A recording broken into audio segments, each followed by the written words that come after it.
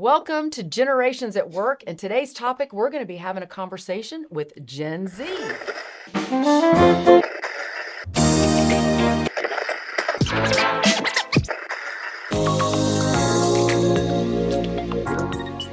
And as a reminder to our audience, if you want to learn more about how to lead in a multi-generational environment, we can bring this training right to your team. Go to maxwellleadership.com/generations at work, fill out that form, and it'll take you right to that information. Today, our topic is conversations with Generation Z. Dr. Elmore, you want to introduce our guest for us today? I would love to. Thanks, Susan. So today, listeners and viewers, we have two members of Generation Z, two people that I have come to love.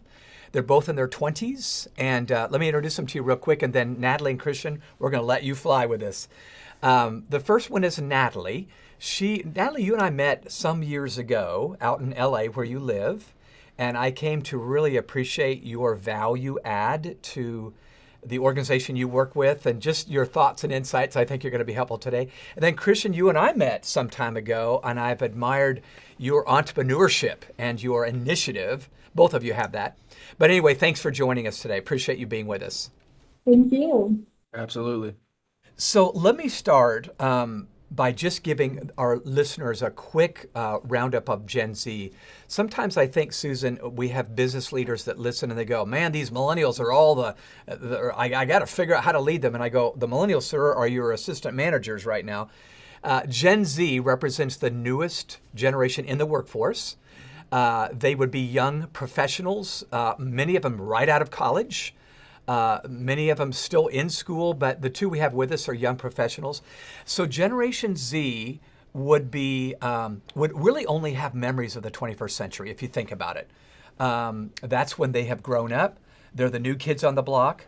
Some social scientists believe they began as early as 1997, some as late as 2003. I think the turn of the century was such a pivotal point where things began to rock in our world. The dot-com era bubble burst, the 911 terrorist attacks happened, the introduction of the smartphone, anxiety and mental health issues started becoming normalized. And then the kids entered the workforce and we felt like they're not getting off their phones, So it was this divide that began to happen quite naturally because we weren't thinking, how do we introduce them to the workforce? So Natalie, I'm going to shoot the ball to you first. I just shared like a 2-minute summary of your generation, which is not fair. What would you add or delete from the data I just shared? Talk about your generation from your angle real quick. Yeah, I think that what you shared was super accurate for me, at least. I mean, my first phone was an iPhone and it was in elementary school. And so, yeah, that's just what I grew up with. That's what was around. That's the technology that we had when I was growing up. So I don't remember it any different. I don't remember never having social media. Of course, I don't remember 9/11. I was 3 months old. Wow. Yeah. That's crazy. Christian, how about you? Jump in. Yeah, so I was born in 98. A little bit later, got a little bit of taste of the older times, the newer times, but still being born into the digital age. And I do agree with some things about what you stated. And there's also this conversation that should be had about how that could increase our adaptability and resourcefulness. I really do think that we are viewed as distracted or disengaged. And I really do feel like we can look at that through a different lens and say that we're purpose driven and we just don't stick to the traditional path. And I don't think that's a wrong thing. Yeah. No, I think you're right. And I'm sorry, Susan. I talked to an employer recently that was saying they're just not ready for the workforce. I have so much experience. And yet I talked to a Gen Zer that said something similar, Christian, to what you just said. Yeah, all your experience so far is much about the 20th century. What I bring in is the 21st century, which is the future last time I checked. So you do bring some things that we, at least my generation, needs. Yeah. Were you wanting to jump in there? Well, I was just saying, I hear that. I work with a lot of our corporate clients, and I hear that they're not ready for this. Yeah. This generation's not ready for the workforce, or this generation doesn't value hard work and all those things. So I mean, I'd love to hear from you guys. Tell us the value that your generation brings to the workforce. You want to start, Natalie? Yeah, sure. I think it can also be kind of frustrating to hear as someone in Gen Z when they say, oh, you guys don't value hard work, you don't know what it's like, but then they want to neglect to give us that opportunity to then prove ourselves. And so I've gotten a job straight out of high school when I was 18 years old, worked full time, in school full time, and I've kept that exact same job for over 5 years now. And then you also hear from older generations that we like to move from job to job, skip around, won't commit somewhere. That's obviously not true for myself. And now I'm earning my master's degree and I'm still in school full time while working full time. I take care of family members full time. So it can be frustrating hearing that from older generations without first giving us a chance to prove ourselves differently. I love that. And I think you're a great example of that from what I know about your life. You're similar to another Gen Zer who said, my boss keeps getting angry at me that I leave right at 5 and I just am so much in a hurry to get out. But he said, what my boss doesn't know is I'm rushing off to another job because I have 3 jobs just to make ends meet. And I thought, oh my gosh, we didn't even think about that. Yeah. So they get categorized. Yeah. And again, stereotyped. we're building Yeah. walls instead of bridges Yeah. with the different So true. generations. Yeah. Christian, jump in on the same thought. Yeah, I mean, I definitely want to use that as a segue, but also know that, John Maxwell, a really good mentor of mine, and he always says that change is inevitable and we can choose to be ahead of it. And my argument is always, if we can choose to be ahead of it, we're not going to be ahead of it if we continually stay the same and where we're at. And with Gen Z, the thing I love the most about being part of it, and also just the generation in total, is that we're adaptable, is that we can get it done. And to have this label put on us that we're not hardworking because it didn't take us X amount of time. If our metric is time, it's not going to be as applicable because now our metric is about skill. And I just really think that if we're going to fairly assess the generation, we have to look at what can they do and how can they do it efficiently versus how long it took, because we're in the digital age and there's no better generation to consult about the new age than the people in it. Yeah, that's very, very well put.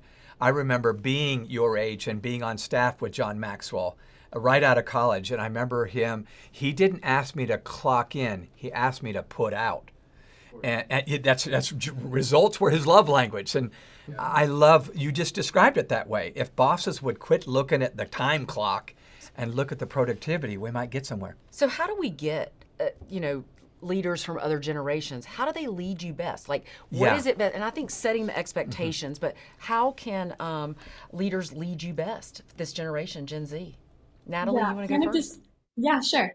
Right off, exactly what you said on just leading by example. I think it goes so far and it means so much when leaders, managers, people that are overseeing me show me how to do something with their actions. The way they want me to behave in the workplace, they're also exemplifying. Because it's really frustrating when you're being told something, but then you see something completely different from the people who are supposed to be your leaders. So my favorite is always just leading by example, acting how you want me to act, speaking how you would want me to speak to you in return. Yeah, that's good. I like that. What about you, Christian? I think that Generation Zers, they thrive under leaders that are transparent and collaborative. It is a communication standpoint and we have to be open to feedback, but if there isn't a transparency or collaboration involved, I don't think they'll be as receptive. This generation isn't a generation that, for lack of a better word, is submissive because they feel like they have to be. This is the generation of people that want opportunity and equal opportunity, but also to grow essentially to where their leader is. And I just think that, micromanaging, it's not as practical anymore. And giving clear expectations and enabling trust, these are things that I think Generation Zers will thrive with if you can trust them with it. Yeah, I agree. Trust is such a message that screams, you can be autonomous. I know you're going to get the job done. I think you just described, here's a term I'm using. Christian, I want to get your feedback. I feel like the era of the gatekeeper is fading fast. That means the boss that was command and control, I'm pulling all the strings, and you're going, we have access to information, buddy, and I don't know that we need you for that. Turn me loose. Now, we want to hire responsible people for sure, but I think too many of us that are my age anyway, we were gatekeepers, and it was all about command and control, and that's, if a boss leads that way, I think especially it's mostly guys that get this way. I don't know what you think about that, but we need to be much more realizing there's a democratization of the workforce right now. We need to take advantage of that. Yeah, and to your point, if if we both have access to the exact same information, the only thing that we're going to look at the end of it is who delivered it faster. And not even worrying about titles, age, even generations. If we take one person and another person, no matter where they're from or how they were raised or when they were raised, whichever person can get those results faster is going to be the person that essentially ends up on top. And I think that, traditionally it was a big boss and it was the big man on campus. It was, he knows things that we don't know. But now, since we have access to so much information, we have to understand that certain people that are pivotal in this age are the people that know how to navigate it. So I think that conversation comes up a lot with Gen Zers, and it's almost the older generations, some value it and some feel like it's an attack. Oh, I've been an account executive for 20 years. What makes you so qualified? And honestly, half of the job was just finding the information. So, a lot of that comes up. That's so true. So true. Let me ask you a question. And Natalie, why don't you go first? If you knew you were speaking to a bunch of people over 45 years old, and they were wanting to know who you are as a generation, what do you wish older people knew, leaders knew, that and might help them with? Yeah, I wish older generations would know that it doesn't need to be scary. It doesn't need to be something that you're afraid of doing, of reaching out and connecting to somebody who's in our generation, who's in Gen Z. We're so much like you guys, but I feel like we get this notion that we're too different to connect with, where you don't know how to even talk to us, but just talk to us. We're just your coworkers. We're your colleagues now. We're not little kids anymore. We want to connect with you. We do want that. We do not want to be separated. And so I hope that would take some of the pressure off of those older generations, feeling like it's so hard to connect and it's so hard to be involved with Gen Z when it doesn't need to be, because we want to connect with you guys as well, as long as you are being genuine, being transparent, being truthful, and do want to make an actual connection with us as well. Good. Excellent. That's such a good, Yeah. As I think about just last week working with a client, their perception was so different than that. So I love hearing that. I just read some data that said more than half of Gen Zers say, I've not talked to someone over 50 years old in the last year at my workplace. Mm-hmm. Now, Natalie, you're in a smaller workplace, but that's crazy. And I think it's because the older folks didn't want, it's too much work, I don't even understand them, and that's not going to get the job done. But leaders have to move to the people. They can't expect the people to move to them. Yeah, that's right. So it's as an older generation, I'm a Gen Xer, even myself, I've got to be intentional about moving to another generation, moving to that next generation, whether I'm leading them or not, even just cross-functionally. Yeah, colleague, yeah. Christian, your thoughts?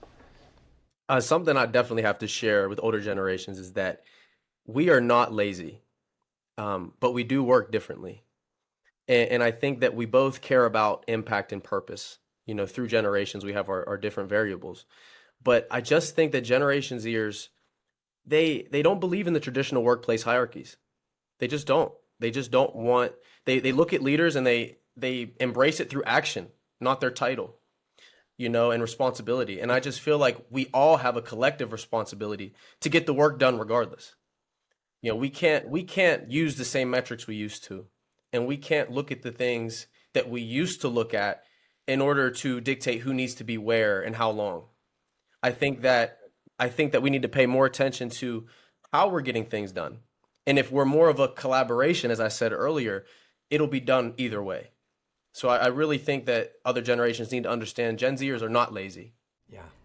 Christian, I want to ask you a question on that too, because I agree with you, but a lot of the older generation says, hey, let's get them in the office. Let's get them into, they don't want to work. They're lazy. They want to sit at home and work, right? Tell me where that role of how you collaborate or want to collaborate with other generations, what does that look like? Because maybe it's not in the office, but I hear that so much with some of the clients I work with, that they just want to be at work from home. And so I lose good talent because I want them in the office. Of course. I think that there's a few conversations that definitely have to be had. Getting young people in the office, they're not in the office because they don't like the office. Because in any room, the people gravitate towards the leader. So before we talk about the space that we operate in, we have to talk about the person that's inviting me to said space.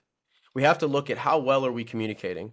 Is this an environment that I feel like will be conducive for me?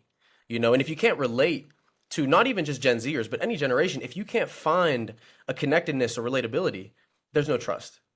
And before they even walk through that door, and door being a metaphor, is that they don't trust you. And I think that if you want to find that relatability factor, that factor that connects us, you have to find it before you have an expectation of them. Because I can't look at you and expect you to be and do if I have no idea who you are. Because everyone learns different. Which takes me to a major point of conversation today. Every single Gen Zer I had in my dozens and dozens of focus groups was they long for relationship. And many supervisors just don't have the time for that. But I feel like good luck with that, Charlie. So the data shows 4 big concepts that make up Gen Z. I want you to listen to these 4 and then both of you comment on them. We'll start with you, Natalie. The data shows the majority of Gen Z shares these qualities. High entrepreneurship, so a keen interest in entrepreneurship. High anxiety, that's the mental health thing. High skepticism of authority. And then a high sense of agency. So you feel like, I can do this. I bet you both feel that, but I don't want to put words in your mouth. Natalie, start out on those 4. What rings true and what would you like to comment on? For me, all of them are true, and I see them all a lot in all of my peers as well. High anxiety, and that is likely from the world being so cynical once we were born and started growing up. Movies got more graphic, all of the world's technology just at our fingertips. And you can see all of the negative in that, but then of course I see all of the positive as well. But the thing to remember, especially for my generation, is that we get blamed because of that, as if the older generations weren't the ones raising us. So we get blamed for always being on our phones, but I was given an iPhone in year 3 of elementary school. And so we get blamed for seeing the world so cynical, but you guys were the ones putting out the movies that were super graphic, or all the content that was really inappropriate. And so my generation often gets blamed for the effects that came from generations that were actually ahead of us, and we were just the kids, but they've shaped who we are today. And so I think all of the 4 traits that you named were extremely true to myself. I don't know about you, Christian, if you want to comment as well. Yeah, I mean, I definitely see why those things would be listed, and I understand and relate to them. And I also think, too, leading off of your comment, Natalie, of them and feeling this blame for decisions they made, is how can you expect so much from a generation that you're putting just negative comments on? And naturally, now we already have a disconnect because there is no room for growth. And already we believe in self-advocacy and taking control of our own lives. This leads into the entrepreneurial side of things. But we look at it and say, why wouldn't they want a traditional job? And it's because, well, the generation, they're ahead of us. They're not giving us room to grow. And I just feel like in Generation Z, we question the systems. We question what's happened and where they're at and say, that didn't work. Why would we do it again? So I just really think that all those things are very practical, especially with the high anxiety. I mean, that comes with constant digital connection and everything that happens in society and economically, we can see it by the snap of our fingers.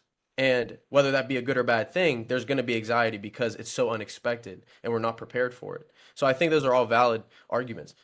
I feel like we could sit here and talk for hours. I'm so interested in talking to you guys. We only have a few more minutes. I do want to note that I think you both said something that I've heard multiple times today, and I make sure our listeners are hearing this. Trust is important. Huge. In developing the relationship. And we know this. Relationships are the foundation to leadership. So if you're a leader of Gen Z or any generation, trust is going to be important and relationships are going to be important. All right, last question, because I know we have to wrap up. Just, as you peer in the future, what do you see more of, hope or despair? Natalie? I see way more of hope rather than despair, especially because millennials are becoming leaders as well. They're stepping into more managerial roles, and even Gen Zers are as well. So I see a lot of hope. I think older generations want to build relationships. I think they want to connect with Gen Z and millennials. So I don't think it's all doom and gloom or all despair.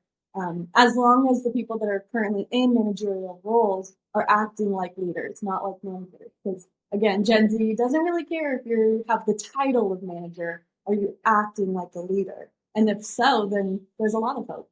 Yeah, Great. that's good. Thank you. Christian.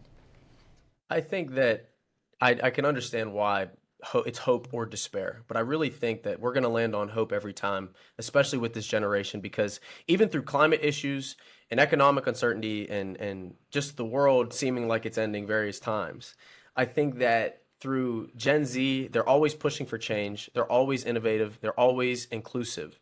And I think that that resilience and adaptability that gives me, and I think that my peers will think the same. It gives us hope that we'll create solutions. You know, this isn't a space where we want to look at the world and some prior generations, things would happen and we have to stop. We have to stop creating. We have to stop questioning. And I think that Gen Zers, they'll always find a solution. Yeah. You know, this is reminding me, Susan, how much the answer is often found in the middle. It's not that extreme or this extreme. And you guys have actually given me hope. I so love and believe in both of you. And I feel like the future is going to be bright if you just take over. But I feel like my generation, which fills, for instance, Washington, D.C. right now and refuses to leave, just wants to be reelected. I'm going, oh my gosh. So you know what ran through my mind? I love using this analogy, but maybe this is a good one to close with. When I read a good book, and I mark it up. I have 4 highlighters, and each of the highlighters are different colors, and one is for good quotes, one is for great stories, one is for good data that I want to remind myself, so that's green, and then another one is just an important sentence I want to highlight in yellow. But there's 4 different colors that have 4 different purposes. I feel like, Susan, the 4 generations that are at work are just 4 different colors of highlighters, and we need all 4 to get the job done. And you two represent a color that I need. I wouldn't mark it up. I wouldn't get it marked up right. I would miss some things. I would miss some data. And so I think maybe that's just cheesy. I don't know. But I feel like I'm helped if I realize that Natalie and Christian have a highlight color that I don't have. I got mine. Yeah. And it's really incomplete. Yeah. And we need Yeah. the whole That's right. color That's system. so I agree. true. So Natalie, Christian, thank you so much for being here with us today. We hope we've enjoyed. I know I've enjoyed our time with you. Too. Reminder to our audience, if you want to learn more about how to lead in a multi-generation environment, go to maxwellleadership.com/generations at work. We also have a free learner guide for you that you can download. Use this at your work. Thank you again for being here. I'm your host, Susan Davis, with Dr. Tim Elmore, Natalie Christian. Thank you so much.